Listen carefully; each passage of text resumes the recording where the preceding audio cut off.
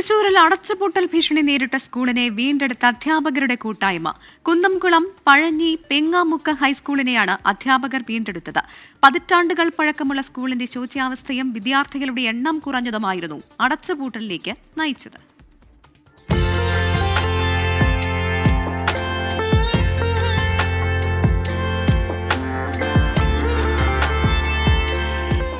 പതിറ്റാണ്ടുകളുടെ പാരമ്പര്യം പേറുന്ന വിദ്യാലയ മുത്തശ്ശിയാണ് ഹൈസ്കൂൾ പെങ്ങാമുക്ക്.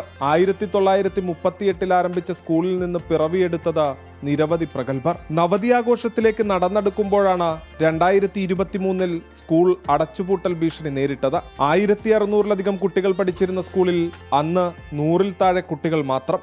അധ്യാപകരിൽ പലർക്കും ജോലി തന്നെ നഷ്ടമാകുന്ന സ്ഥിതി.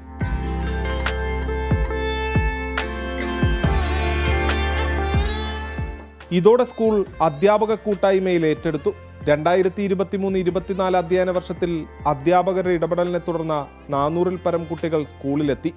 ഇപ്പോൾ പുതിയ കെട്ടിടമടക്കം നിർമ്മിച്ച് അടിമുടി മുഖം മിനുക്കുകയാണ് വിദ്യാലയ മുത്തശ്ശി.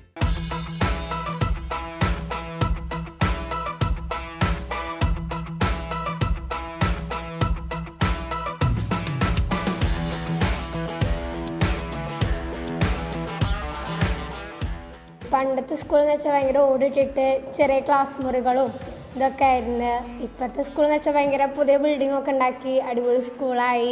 പരിപാടികളൊക്കെ അടിപൊളിയാണ്. ഇവിടുത്തെ മുന്നത്തെ പരിപാടി എന്ന് വെച്ചാൽ ഇങ്ങനെ കുറച്ച് പേരൊക്കെ വന്നിട്ട് അങ്ങനെ അങ്ങനെ പോയിരുന്നുള്ളൂ. ഇപ്പം അടിപൊളിയാണ്. ഇപ്പം നൈറ്റൊക്കെ വെച്ചിട്ട് ഞാനൊരു സ്കൂളിൽ ഇതുവരെ കണ്ടിട്ടില്ല നൈറ്റൊന്നും പരിപാടി വെച്ചിട്ട്.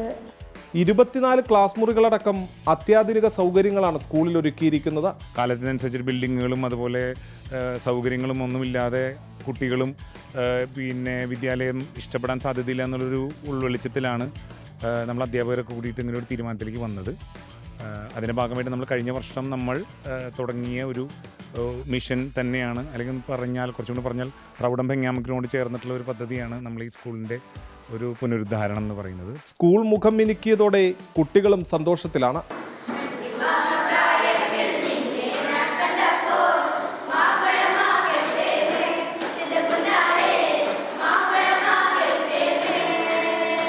ഞങ്ങളോട് പറഞ്ഞു സ്കൂള് അടുത്ത കൊല്ലം പൂട്ടും, അത് കഴിഞ്ഞ് പിന്നെ വേറെ സ്കൂളിലേക്ക് മാറാൻ നിൻ്റെ അച്ഛനും അമ്മയൊക്കെ പറഞ്ഞിട്ടുണ്ടായിരുന്നു.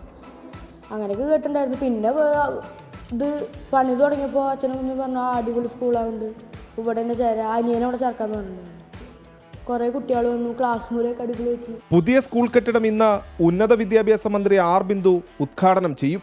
24 തൃശൂർ.